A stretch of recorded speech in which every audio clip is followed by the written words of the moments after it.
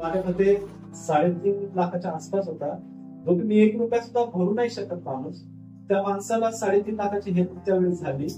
आणि तो आजार जो होता 6 महिने जाणार होतं, पण त्यावेळेस प्रभूची दया किती मोठी आहे बघा, की तो आजार पहिला दिवस मी बेडवर होतो, दुसरा दिवस, तिसरा दिवस, तिसऱ्या दिवशी मी त्या आजारातून फक्त पायात हलवायचे स्टार्ट केले. 4थ्या दिवशी मी उभा राहिलो.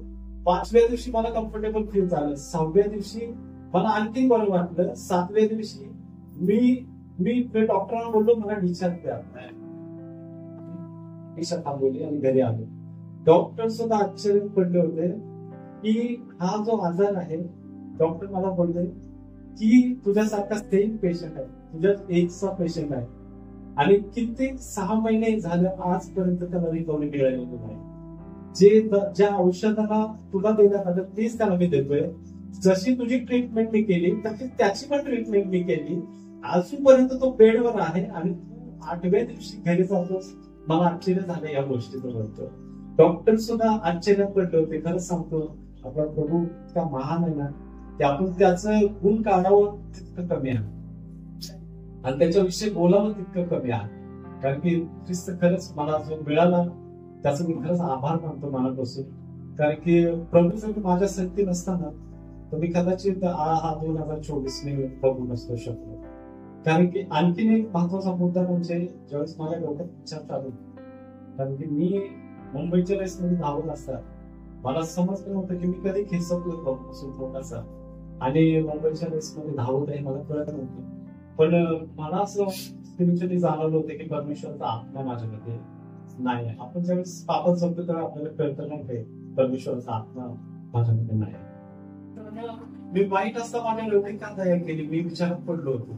जर मी देवाला दुखावलंय तरी सुद्धा प्रभूने मला तेवढी मदत का केली असं मी विचार करत होतो.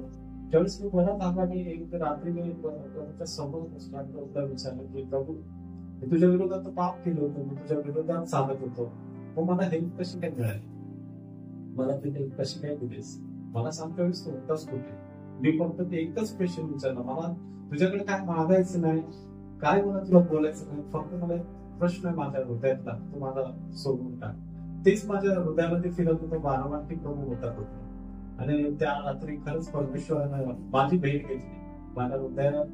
त्याने अशा गोष्टी घातल्या की खरंच प्रभूला धन्यवाद देतो. तो बोलला की ज्यावेळेस तू बेडवरती होतास, ज्यावेळेस तू त्या बेडवरती पडलेला होतास त्यावेळेस मी सुद्धा तुझ्यासारखीच पडलेलो. ज्यावेळेस तू त्या आयसीयू मध्ये होतास त्यावेळेस मी पण त्या आयसीयू मध्येच होतो. ज्यावेळेस तुझ्या हाताला जी इंजेक्शन टोचत होती ती मला पण टोचत होती.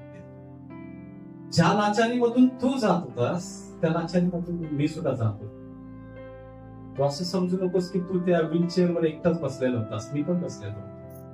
जिथं जिथं ज्या ज्या परिस्थितीमधून तू गेलास त्या परिस्थितीमधून त्या 7 दिवस ते 8 दिवस ते 9 दिवस मी सुद्धा होतो. तुम्हाला इथं तिथं शोधू नकोस, मी तुझ्या आत असतो.